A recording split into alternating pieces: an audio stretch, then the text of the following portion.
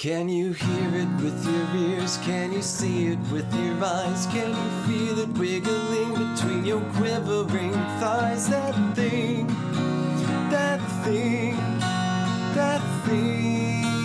with James.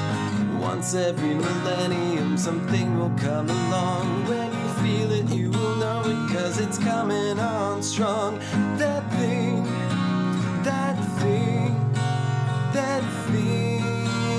with James. Sit back, relax, deep breaths, no stress. Let me come inside your mind. I promise you it won't take long, the change will happen soon. You will feel something so special growing deep within you. That thing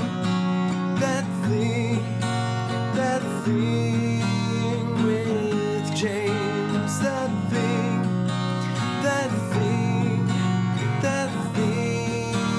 with James. That's me. Hi, welcome to, I think, episode 18 of That Thing with James J. Asher II. That's me. Well, I got some news for you. I finished a book. Yeah, I finished reading a book. I finished reading Catch-22. It was a good book. I started it maybe, let's see here, 12, 9. I started reading it about 7 years ago. And then I got busy and didn't finish it. And then I picked it up again earlier this year, and I just I blasted through the remaining 50 pages of it this morning, and damn, it was so good, so much better than the TV show, which I'm not going to rant about because I've ranted about that Hulu Catch-22 TV show for the last 2 episodes, and I'm not going to rant about it anymore. I'm not going to rant about how they fucked it up. I'm not going to rant about how what they did is like taking the Three Stooges and turning it into a soap opera, having someone get all upset and give some kind of poignant speech after Mo smacks him across the face. I'm not going to talk about that. I'm not going to talk about how it's like taking It's Always Sunny in Philadelphia and turning it into a drama. Because, I'm not going to talk about how, yeah, sure, it involves dark subject matter, but it presents it in a humorous way. It's Always Sunny does, and that's what the real Catch-22 does, but that's not what the TV show does. I'm not going to talk about that. So what am I going to talk about? Today I'm going to talk about how I finished Catch-22. There we go. I'm going to read some questions from fans of the show, and I'm going to play a hit college indie song, and I'm going to promote a YouTube channel that I really like, and maybe you might like it too. I'll get to that later. First, let me take care of a little bit of business. If you're watching this on YouTube, and you haven't done so already, if you're watching, please subscribe to my channel if you want. I could use your help in getting new viewers. You can subscribe to my channel, and on the videos, if you feel like it, hit the like button and leave a comment. All these factors add up into just helping promote the show. So... if you want to follow me on social media, you can find me at James J. Asher. I mostly am active on Twitter and Instagram. Can you hear that bird? Man, that guy's pissed. Quee, quee, quee, quee, quee, quee, quee, ha, ha, ha, quee, quee, quee. Could you hear it? Yeah, I hear you. Yeah, I get it. You're fucking pissed. All right, Jesus. You kiss your mother with that beak? Oh my God. I've never heard such language. That's just foul. What a rude bird. What was I saying? Yeah, you can find me on Instagram and Twitter at James J. Asher. And if you want to help support the show, I could use your help. You can sign up to do like a monthly donation sort of a thing at my Patreon. Patreon.com/ThatThingWithJames. You can pay as low as $1 a month if you want. I will see probably like 75 cents of that dollar because Patreon holds some of it, whatever. But yeah, if you want to help support the show, you can help me continue to create more and better content and keep this show going. And for those of you who are already contributors, thank you very much. I greatly appreciate it. You know so. Oh, you know it. Don't you know it? Very grateful. And yeah. And all this information, you can find it in the description. Okay. All right. Let's get on with viewer/listener questions.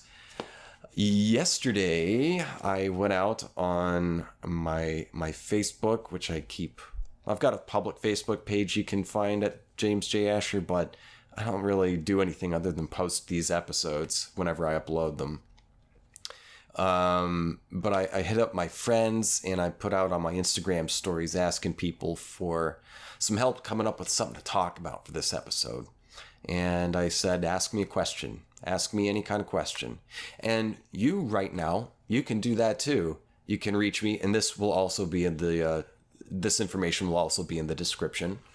You can email me at ThatThingWithJames@gmail.com. ThatThingWithJames@gmail.com.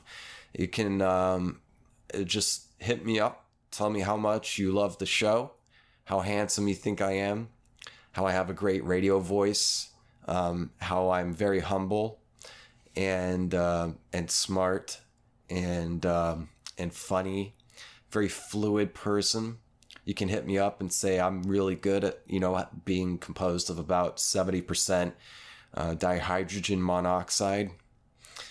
Or you can ask me for advice if you've got something troubling you, if you're trying to deal with a situation in your life, hit me up. I'll give you some advice. I don't guarantee that it will be good advice, but I will at least make it entertaining somewhat. Probably at your expense, maybe, but not in a mean way. Not in a mean way. I don't like meanness. I don't like that. Or you can send me questions if you've got any just musings, something comes to mind, you want to share it with people, I can voice it on here. I can also just answer any kind of general questions you have. Send me your math problems. I will try to attempt to do it, and I will fail miserably, and you will get so much pleasure out of my failure. That's what I'm here for. I'm here to humiliate myself in any way possible for two reasons. One, to entertain you, and two, to get me over being humiliated and feeling ashamed of myself. Because the less I feel like that, when I don't rightly deserve it, if I haven't committed some heinous sin, that's one veiny sin. God damn, look at that veiny, throbby, oh man, look at that sweaty hog, that sweaty swine of a sin. Hachi Machi. Does he shave that to make it look bigger? Wow. Don't send me dick pics. Okay? But yeah, you can email me, James, ThatThingWithJames@gmail.com. So here's some questions. I got a few questions from viewers. Let's see here. I'm going to go in chronological order of how I received them. So this question is from Matt. Matt and I went to school together. See, here's the thing about Matt. He's a good dude. I like him. He's a great dad, too. But my first memory of Matt was when I was in junior high. And he seemed cool because, like, he and his friends, they wore, like, black band t-shirts, and they listened to like metal and shit, and they played Dungeons and Dragons. I think. I'm pretty sure this happened. I could be making this up, but I'm pretty sure they played Dungeons and Dragons. And I wanted to play Dungeons and Dragons because I was a nerd. And I am a nerd. And I will always be a nerd. But then I wanted to play Dungeons and Dragons, and I wanted just friends more than anything. I wanted friends. So Matt, let's say he had long hair. I don't know if he did, but let's just say he did. When like a Megadeth t-shirt or something. And I found out that he was playing D&D. I overheard a conversation he had with his friends. And so I came up to him looking like a dork, because I was a little dork. Short, skinny, pale. Now I'm just tall, skinny, pale. Dork. Wearing, I don't know, some random fucking shirt my parents got on sale at JCPenney or something. And maybe some Old Navy cargo shorts, and maybe some really white New Balance sneakers, dad sneakers, and high socks. And I walk up to Matt and I said, "Hey, can I play Dungeons and Dragons too?" And Matt looks me up and down and he frowns and says, "No, you're a fucking poser." And then walks away. I got fucking schooled by a nerd who played Dungeons and Dragons. And Matt, if you're watching or listening, I don't know if you remember it, but I do, buddy. Oh, I remember it. But Matt, also, you taught me how to play the guitar. When I was like 17, I picked up the guitar, put down the trumpet, because I got fucking sick of band. Band ruled my life for so long. See, I think I started playing trumpet in 5th grade. I played a little bit of basketball, and it just did not go well. And my parents wanted me to do and be involved in some extracurricular activity at school. And so, yeah, sports were out. I'm not a sports guy. I don't really give a fuck about sports. Sorry, I just don't really give a fuck. I used to watch the Super Bowl for the commercials, but the Super Bowl doesn't even have good commercials anymore. They're all fucking boring. There used to be like great, really funny commercials. What happened, Super Bowl? What happened, National Football League sponsors? You guys fell asleep on the job and you probably died. You fell asleep and died and left boring, greedy fucks. Boring, greedy penguins trying to disguise themselves as woke-ass Gen Xers. You left those in your wake, but they're still penguins, man. Even though you're not wearing a suit, you're still a suit. And you're ruining the funnies. You took the funnies away, and we need the funnies. Maybe that's why people aren't watching the Super Bowl so much. I feel like I might have saw a headline or something saying, people don't watch the Super Bowl. People don't really give a fuck about the Super Bowl. And I'm like, there I am, ahead of the curve again. I'm always ahead of the curve somehow. Yeah, maybe if people would have more interest in the Super Bowl if the commercials were funny again, because that's why I watched it. Well, yeah. I started playing trumpet around 5th grade, because that's what my dad played, and he was in the band as well. And in my hometown, the band, it's a small school, so the band, it's not huge, it's not small, but it's not a huge band. But there's still, I don't know, maybe 30 people in it? 30 people in it, of all various grades. And yeah, I played the trumpet, and I was in the marching and concert band. Marching band, of course, during football season, and then concert during the not football season. And I played until junior year, and it took up all the time. Like, that was my personal life. I played in class because there was a band class, and then you have to meet up after school to do rehearsals. And it was especially difficult during football season because then you have to choreograph the halftime show, the marching halftime show, and we also, had to travel to the away games. That was pretty fun. That was a fun time, getting to be on the bus during the away football games. My fingers would get so cold. My hands and my feet get real cold real fast in cold weather. And I can remember one time I was wearing some fingerless gloves playing the trumpet, and it was an especially bitter cold night. Very windy. And it wasn't raining, but it was kind of a wet cold where the layers that you wear don't really help. However, the layers of a band uniform do help because it's layers and layers of thick polyester. And you're just marching around getting sweaty in it.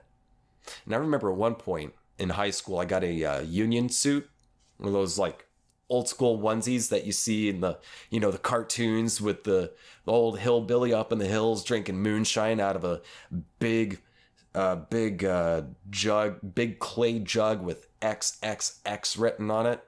And he's just drinking it, and he's got the missing some teeth, and he's got a bushy beard, and he's like, and big floppy hat, like a big floppy prospector hat.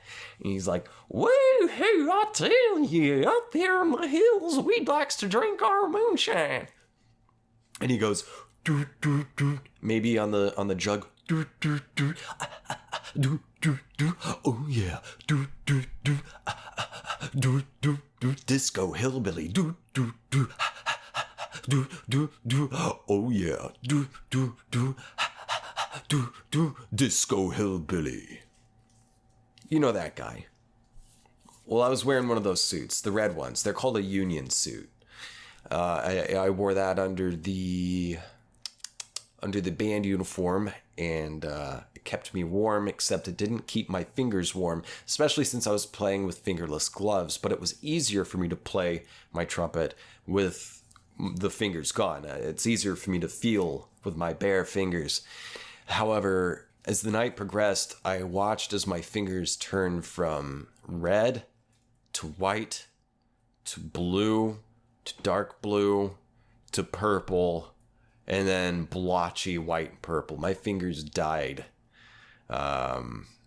So yeah.